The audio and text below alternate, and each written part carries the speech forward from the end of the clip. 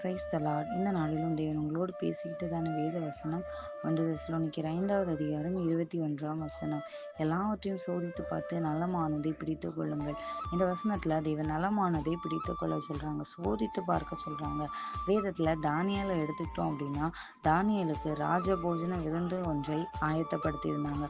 அந்த விருந்துல மதுபானம் இருக்கும் அப்படின்னு தெரியும். ஸோ அது தன்னை தீட்டுப்படுத்தும் அப்படிங்கிறது அவருக்கு தெரியும். ஸோ அவர் என்ன பண்ணார் அப்படின்னா, அந்த இடத்துல அது தீட்டுப்படுத்தும் என்பதை தெரிந்ததுனால அவர் என்ன பண்ணாரு, அந்த காரியத்தை விட்டு பருப்பு காய்கறி வகைகள் தன்னை தீட்டுப்படுத்தாத காரியங்களை என்ன பண்ணாரு, சேர்த்து கொண்டாரு. முடிவுல ஒரு ஆசீர்வாதத்தை பெற்றுக்கொண்டாரு.